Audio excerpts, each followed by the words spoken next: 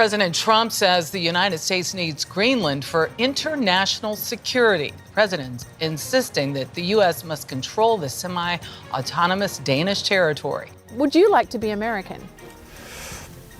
Oh, no, not really. That at the Pentagon there are plans for invading or taking by force Greenland, correct? That is not your testimony today. While Washington made noise, Ottawa made moves. No headlines, no drama, no threats, just cold, calculated execution. Canada just sealed a $3 billion deal to unlock Greenland's gold and rare earth riches, without firing a single shot or grabbing a single headline. And guess who got left behind? The United States. For all the tough talk in Washington about buying Greenland, about tariffs, about military strategy, America walked away with a $120 million side deal. One project. That's it. Meanwhile, Canada pulled off something bigger, smarter, quieter. It wasn't a military base. It was a coalition. Canada, the EU, and Nordic investors teamed up to build a $3.1 billion green infrastructure and mining network across Greenland. That's not just money, it's strategy. A 30-year vision locked in with a license, local job guarantees, and a bold revenue-sharing plan.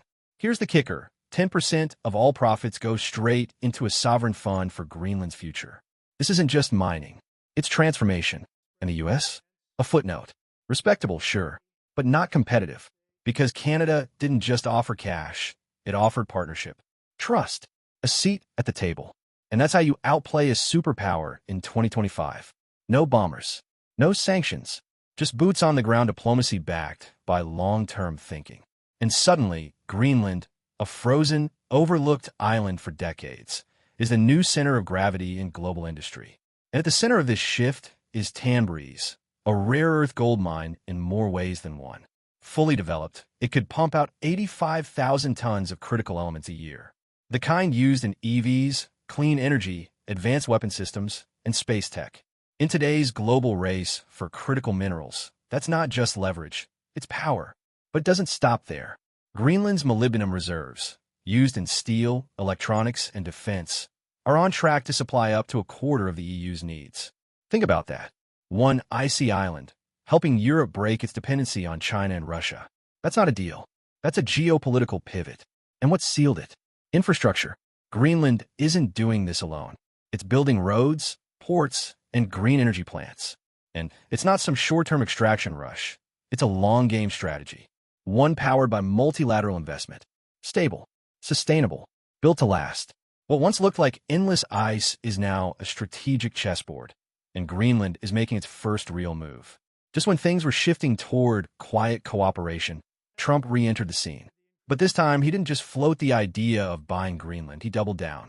He suggested using U.S. military leverage to secure American access to Greenland's minerals and bases. Not diplomacy, dominance.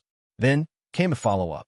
Trump's running mate, J.D. Vance, touched down at Patuxent Space Base, the U.S.'s most northern military outpost, and delivered a not-so-subtle message to Copenhagen.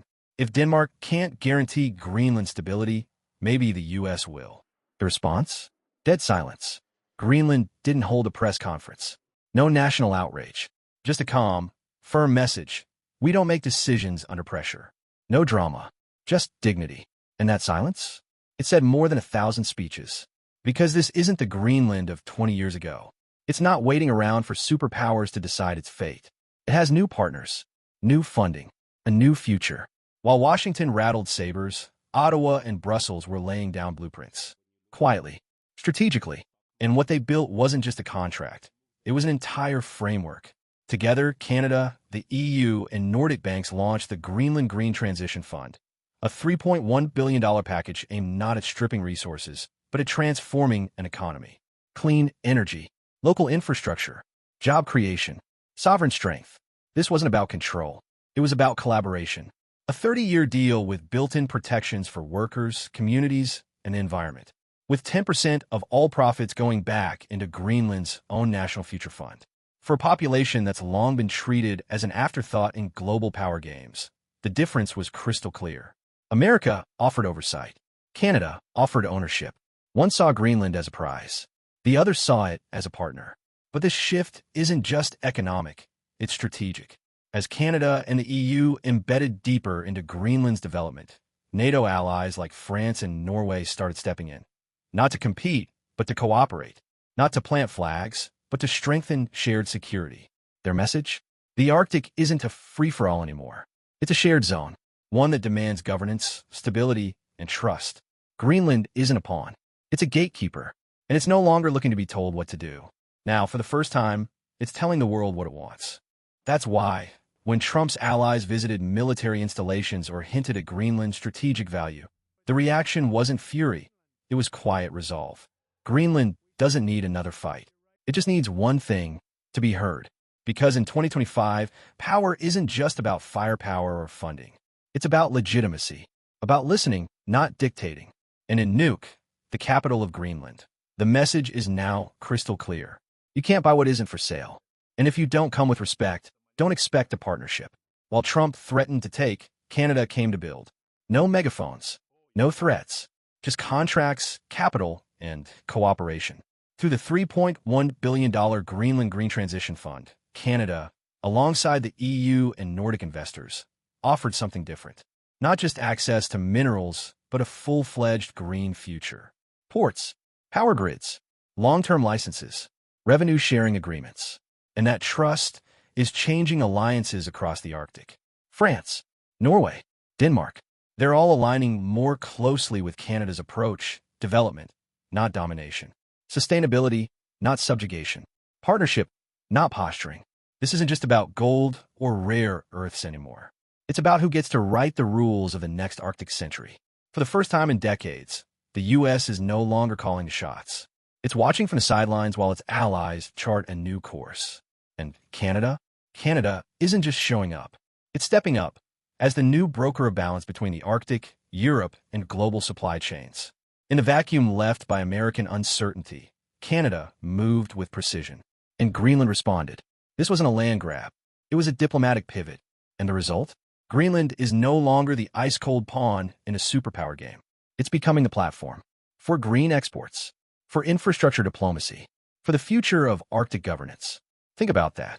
The country that once screamed the loudest about buying Greenland, now struggling to get a seat at the table. While China scoped Greenland for rare earths, Russia eyed it for military reach, and America barked about owning it, Canada quietly signed a deal. And not just the deal, but the narrative.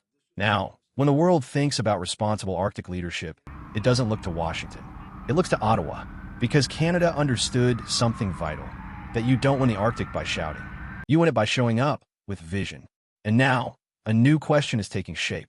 It echoes across the ice fields, across the capitals, across the future. Does the U.S. still have what it takes to compete in the coldest power game on Earth? Because in today's Arctic, it's not about tanks. It's not about treaties signed at gunpoint. It's about trust, about long-term commitment, about who the local people believe will still be standing beside them 30 years from now. Canada made that promise, and so far it's delivering. Now it's your turn. What do you think? Has the United States already lost its grip on the Arctic? Or is there still time to turn around? Drop your thoughts in the comments. We read them all. And don't forget to hit that like button and subscribe to Global Pulse for more deep dives into the power shifts reshaping our world. Because this isn't just about Greenland. It's about a new world order being written right now in places the old powers forgot to look. And sometimes the quietest player on the board ends up making the biggest move.